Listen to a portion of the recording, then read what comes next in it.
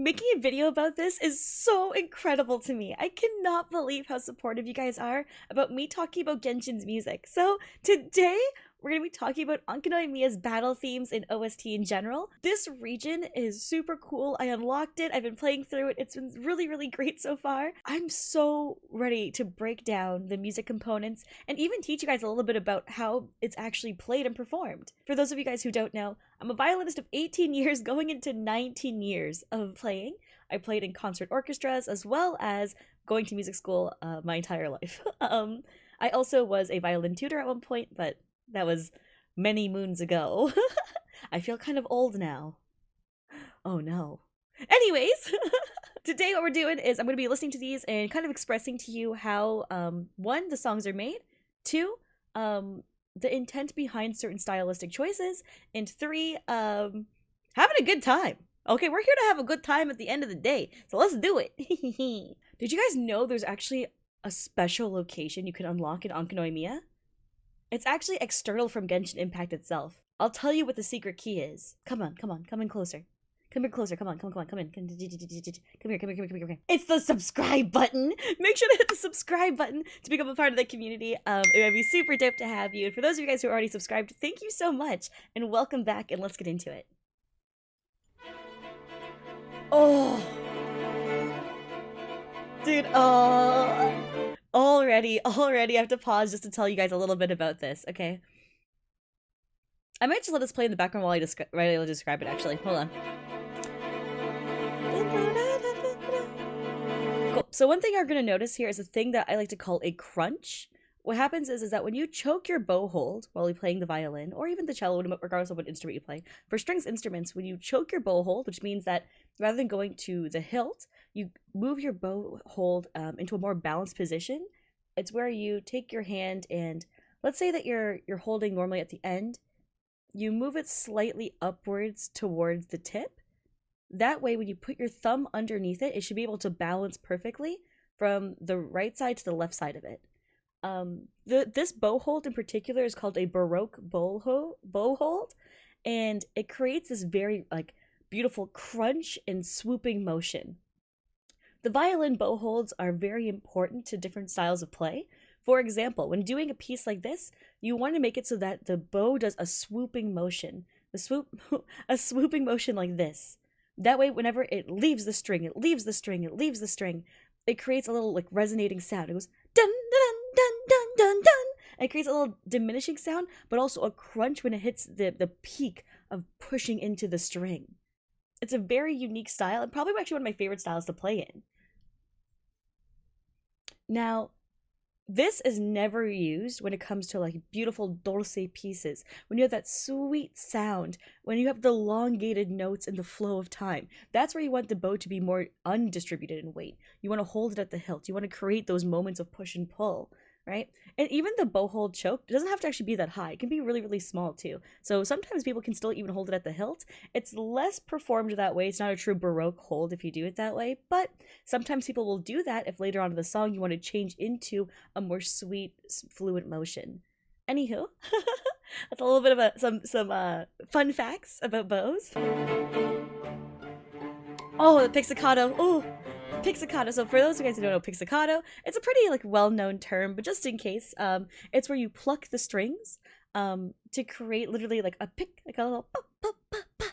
And in order to create, there's different ways to actually do this. When creating a pizzicato, you can do it with either the side of your finger, the tip of your finger. There's a lot of options to go with. A common use is that if you want to have it to be more abrupt, is the closer to the fingertip you go. If you go more to the side, it's more of a sweet, longer version. So it's less aggressive. This one, it's deliberate. We're taking delightful, joyful steps. Dun, dun, dun, dun, dun, dun. Right? So... Dun, dun, dun. Oh, you can hear the cellos. And this is where the cellos and the violas get their chance to shine. Dun, dun, dun, dun, dun, dun, dun. Right? Oh, man.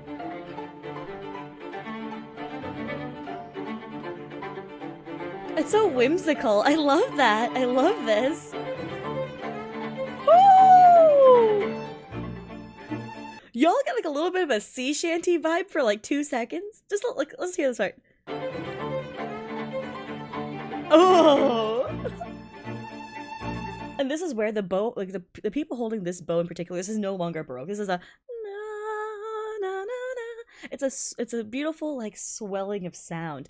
That's always where you hold it at the tip. This is where you like at the hilt. This is where you always hold it way lower, so that way you can get the weight distribution of pushing and pulling. A lot of the time for these bow holds in particular, the reason why we hold it at the hilts like we normally would in a regular position is that you can do this really cool technique where normally people think that when you run out of bow, like when you get to the tip of the bow, that the sound has to stop. But in technical violins, you actually have it so that the bow creates a continuous sound and there's no point in time where the consistency stops. Like da would be like, for example, I could do that with like three bow strokes if I wanted to.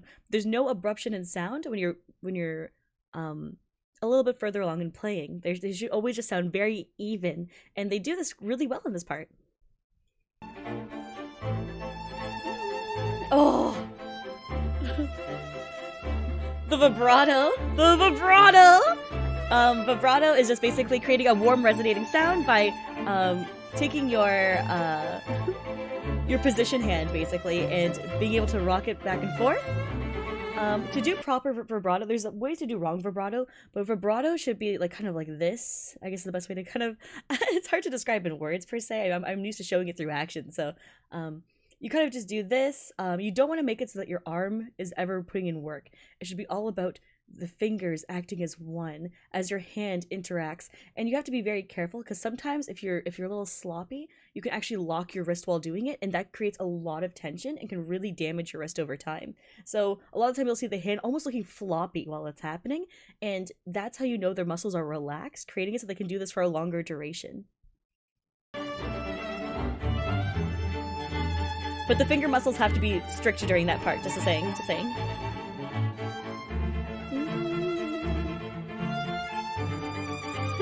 Which actually, on a cool note, I don't know if you guys do this or not, is that as violinists, we have these little gadgets that we use when we're not playing, and we constantly keep holding them and pressing them over and over again to build strength in our fingers. So that way we can have more longevity when we actually are performing. Otherwise, we would never last through like 5-hour-long rehearsals. We'd just be screwed. Oh, my arm tracker's been whacked today. There you go. Oh, okay, so now we move into like a second movement almost, where things start to take a softer tone. We're trying to build up. Oh!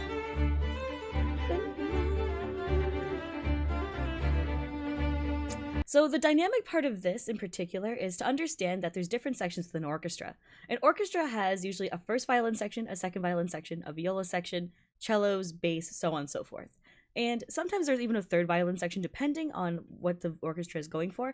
From what I've seen from Ahoya's performances, it looks like there's only strings 1 and 2 for that. So what you usually have is that your first section is creating the flourishing, I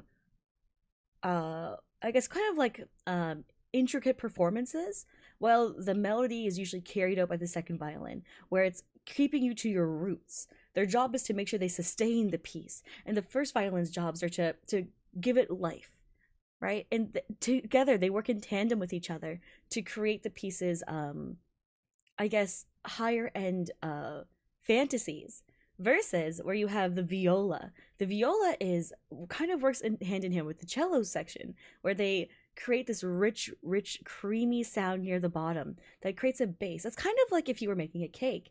The bottom is your regular cake, and you need that either to put another layer of frosting on, to even put on the frosting and to put on the sprinkles and all that stuff. You need to have a good base, and that's where the cellos, the upright bass, and all that stuff would come into play. So you'll hear the violins going ding ding ding ding ding ding ding ding. Well, while you also hear another violin section going na na na na, like it's like these swelling sounds. Like that's why, because they have different sections for this intentionally. Oh, actually, this might be this is one thing Mahoya does in the recordings actually, where they have the first chair within the violin section sitting closer to the camera, and they go for a solo. So that actually might be this scenario right here, where instead of having the full section playing a part, it could be actually an individual violin just going to town, playing their own part and having the solo being microphoned up instead. So very, very likely they do this quite often within miHoYo songs, and it's not very traditional in concert orchestras per se, but it's definitely used a lot in live performance orchestras. So.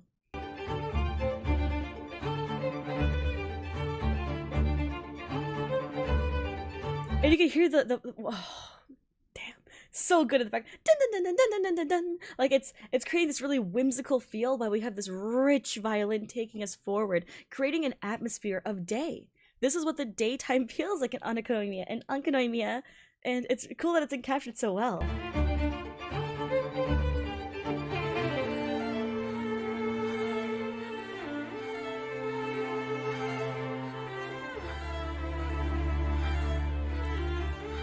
I love breath sounds. They're the coolest thing to add to music. The fact that breathing can be added into a song, into a piece, and for it to feel almost like an instrument is so cool to me.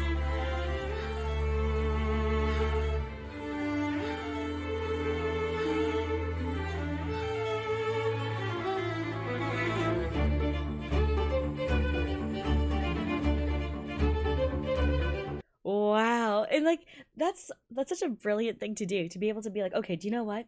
Let's take this singing vocal, and rather than having it be like this powerful, like it comes in and surprises us and gives us like this bit of delight, it takes a backseat. It goes on the back burner. Let the violins speak. Let them have their turn to shine. I will sit in the back and I will hum along. I will be one with like the tune, right? It kind of feels like you're just a part of what's the larger picture, which kind of encaptures what Enkanomiya is about. There's a larger thing at hand here, and we're just a part of the journey. And that's what this vocal feels like. Very, very cool.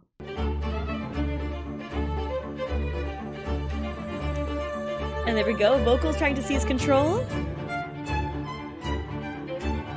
Violin refusing to let go. This is my time, in my stride, I will take the next step.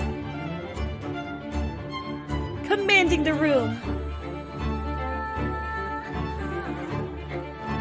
And this in particular, this bow hold is not a Baroque bow hold for this part. So when I was talked about that earlier, that's when you need to have the crunch sound. You do not need to have the crunch sound for this in particular. This is more going for a liftoff. So you can do this all the time for like pretty much the basic bow hold, where you just go dun dun dun, the swooping motion. Only when you do the digging, crunching, rich sound, that's the Baroque. But other than that, that's the regular bow hold from the hilts, just saying.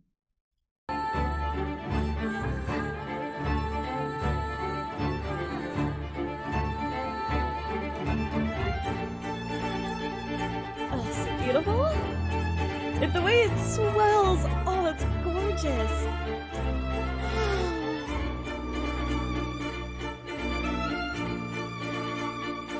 Oh, I want to know who this. I want to know who the soloist is so badly. I need to look into them. Oh. Okay, now we got our sectional back. Oh. Our sectional's going hard, dude. Both sectionals are going hard. Those violins are acting in conjunction with each other. Oh, and here they're actually not just playing on one string. They're playing on two strings at the same time, which is creating the harmonic sound that you hear. Beautiful stuff. It creates a very rich, vibrant tone. This was often used in the 1800s, so to hear this like in this piece as well is pretty cool. Pretty cool.